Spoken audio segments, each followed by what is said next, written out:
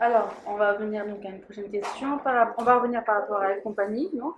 Pourquoi êtes-vous d'abord ouvert d'esprit pour pouvoir joindre donc, différents bailleurs internes par rapport au Sénégal, mais aussi en Afrique, mais aussi international, pour pouvoir étendre votre activité et donc la création d'autres emplois? Bien sûr, bien sûr, bien sûr. La compagnie est toujours dans cette optique. D'ailleurs, même au niveau local, nous avons pas mal de clients, des clients de Mbour, des clients soient qui nous disent tout le temps, mais qu'attendez-vous pour venir ici? Qu'attendez-vous pour venir? Donc, nous sommes vraiment ouverts à ça et nous travaillons vraiment là-dessus. On ne sait pas quand est-ce que ça se fera, mais si aujourd'hui, au moment où je vous parle, nous avions un financement par rapport à ça, nous sommes vraiment prêts à mettre en place cela, à étendre davantage, voilà, ou bien à ouvrir d'autres succursales tant sur le plan national qu'international.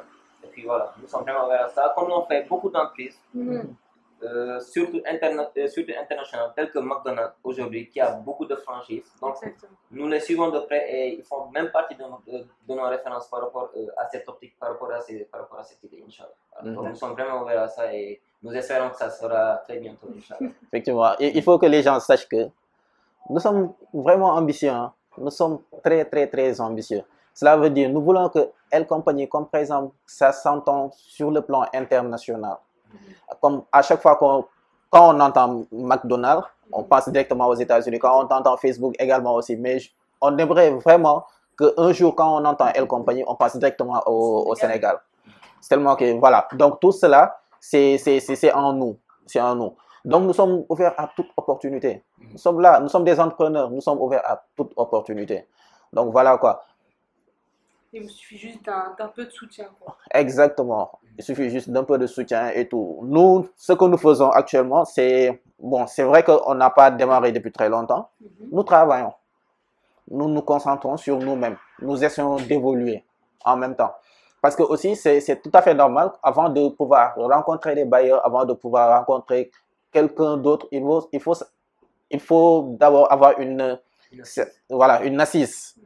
Avoir une assise, connaître carrément le business, connaître carrément le marché, connaître, voilà. Comme ça, à chaque fois, savoir où mettre les pieds.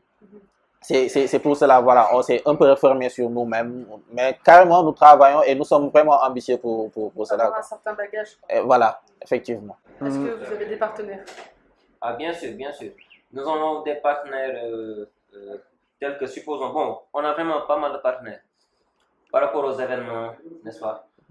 Tels que Cofina, supposons, le groupe La Poste, même la gendarmerie, l'école des officiers de la gendarmerie nationale qui est ici à Ouakam.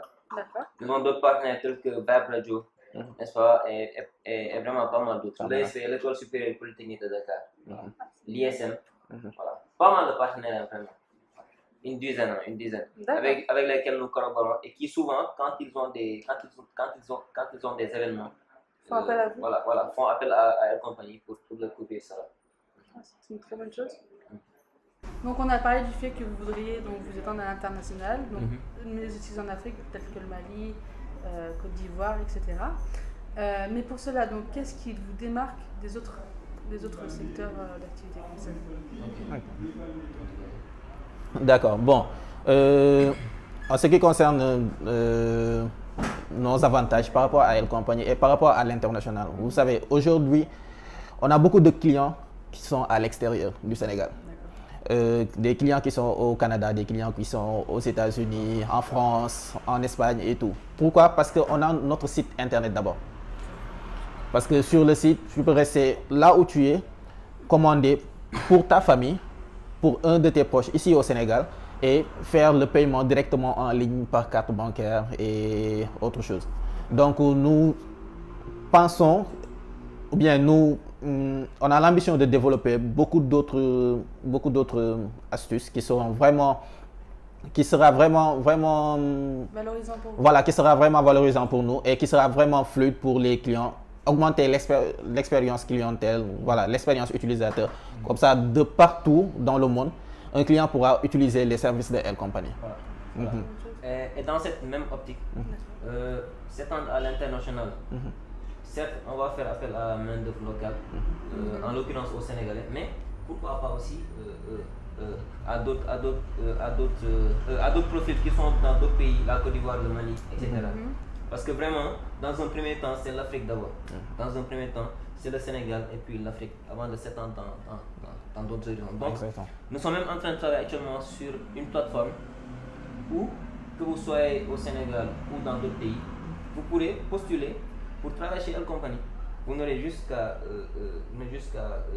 inscrire toutes les informations, mettre votre lettre de motivation, votre curriculum. Et puis, donc une plateforme internationale, que vous soyez ici ou autre part. Travailler exactement dans le compagnie. Exactement. Donc dans cette logique d'ouvrir d'autres succursales dans d'autres pays. Donc même des étrangers peuvent d'ores et déjà postuler. Voilà.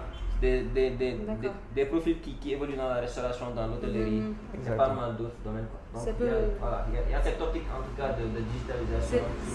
Ça peut être une motivation pour vous aussi pour voir que ça met de l'attraction dans d'autres pays. Voilà, pour pouvoir mettre votre compagnie.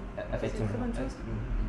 Je vais rebondir par rapport aux emplois. Donc, on va revenir par rapport aux événements du mars 2021. Le président Macky Sall avait dit que les jeunes n'avaient pas d'emploi, liés apparemment au coronavirus. Donc, on va rebondir sur la compagnie. Quels sont les postes ici à El Company? Et ma deuxième question sera, si vous aviez la possibilité d'avoir 100 succursales, rien qu'à Dakar, combien d'offres d'emploi offrirez-vous? D'accord. Alors, pour répondre à cette question, on va juste se baser sur El Company d'actuel. Comme par exemple, El Company actuellement, supposons, on va dire, il y a beaucoup de postes. Beaucoup de postes. Il y a des gestionnaires de commandes. Également, il y a des assistants gestionnaires de commandes. Il y a la pâtisserie, le chef pâtissier, les assistants pâtissiers. Il y a la cuisine où on gère les salés. Il y a le chef cuisinier, également les assistants cuisiniers. Il y a l'administration, directeur général, adjoint, directeur général.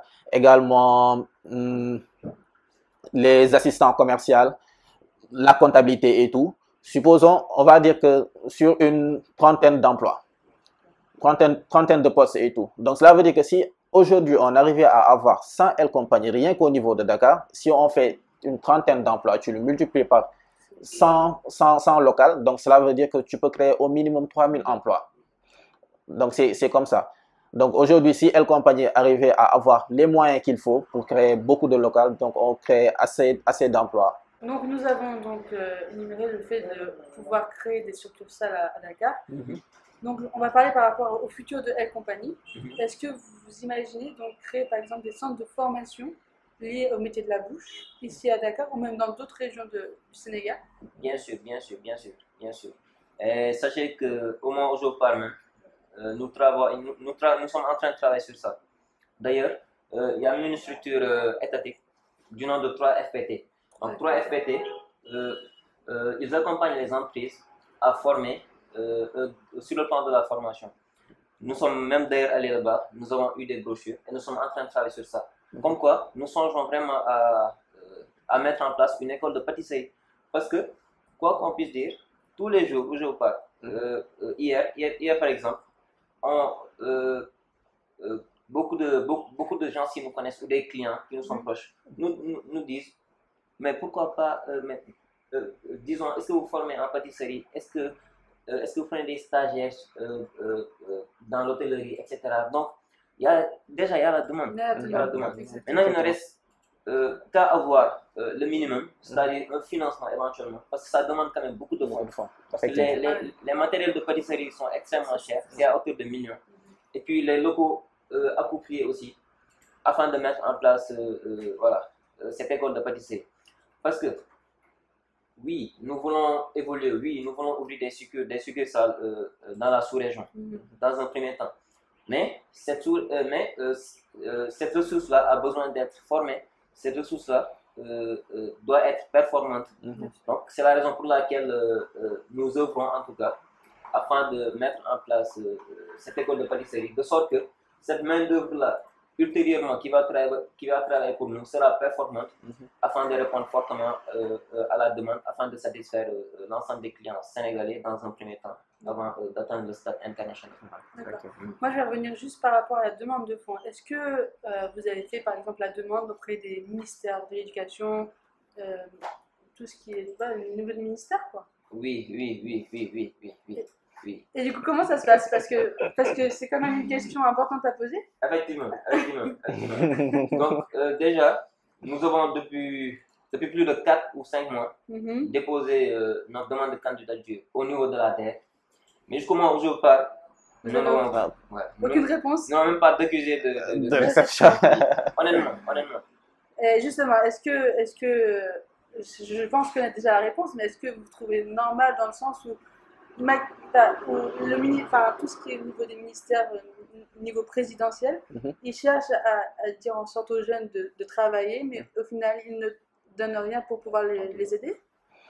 Bon, c'est un peu compliqué à répondre parce qu'on ne sait pas en réalité qu'est-ce qui se passe à leur niveau. Oui. Souvent, des fois, ils peuvent demander qu'est-ce qui se passe en réalité. Ils disent qu'on a reçu beaucoup de dossiers en même temps et tout. Donc, peut-être le temps de traitement, ça prend du temps. Bon, mais ça, c'est peut-être, je veux dire, peut-être soit c'est leurs excuses, soit c'est la réalité. Mais tout ce qu'on nous on a à faire à notre niveau, c'est de patienter. Comme par exemple, voilà, c'est vu qu'ils sont là, on a qu'à patienter et attendre de réponse. Mais en même temps aussi, nous allons pas rester là, les bras croisés. On va continuer à travailler en attendant les réponses. Mais également aussi, il y a beaucoup de structures qui sont là pour accompagner les jeunes, comme par exemple l'ADPME, où on a fait également aussi notre demande. Et ils nous ont pu nous répondre. On a eu un entretien avec eux et les dossiers sont en train de se faire. Également aussi, nous ne restons pas les bras croisés également. À chaque fois, on est là à chercher les opportunités à saisir. Voilà. On dépose nos dossiers et nous attendons. Voilà. Nous sommes alimentés de patience, en tout cas. Nous sommes alimentés de patience. Du coup, je vais rebondir là-dessus, sur le fait que vous continuez à travailler. Mais il y a beaucoup de jeunes Sénégalais qui, eux, attendent tout de l'État. Donc, qui demandent et qui, au final, restent jusqu'à attendre. C'est la chose à ne pas faire. C'est la chose à ne pas faire. En tant qu'entrepreneur, un entrepreneur, c'est quelqu'un qui, voilà, entrepreneur, tu entreprends. Voilà, il faut avancer. tu avances. Après, les gens vont venir te suivre. C'est ça le secret. C'est ça le secret. En réalité, les gens n'aident que ceux qui veulent avancer. Si tu restes les bras croisés, les gens ne pourront pas. Tu décourages les gens à vouloir t'aider. Mais quand les gens voient que tu fais des efforts pour avancer, pour aller vers l'avant, ils vont essayer de te donner un coup de pouce. Ils vont venir vers vous. Ils vont venir vers vous. Ça, je pense que c'est un secret que j'ai pu voir à travers les Sénégalais surtout. À chaque fois que tu essaies d'avancer, peut-être il y aura des gens qui vont te mettre les quilles dans les roues, mais par contre, il y en a d'autres qui vont être enthousiasmés de carrément de t'aider à vouloir aller vers l'avant. Donc, tout le temps, il ne faut pas attendre. Juste travailler, essayer d'aller vers l'avant. Après, le reste viendra par la suite. On va revenir par rapport au financement. Donc, actuellement, il va y avoir au mois de février donc, le salon de Dakar. Et nous, les leaders obstinés, donc, nous allons donc, programmer donc, une conférence le 26 mars de cette année-ci aussi, où nous allons donc mettre en relation de différentes personnalités potentiels investisseurs avec d'autres entrepreneurs pour qu'ils puissent collaborer ensemble. Est-ce que vous serez open à cette collaboration possible en fait, avec d'autres investisseurs particuliers? Mais bien sûr que oui. Nous serons vraiment open là-dessus.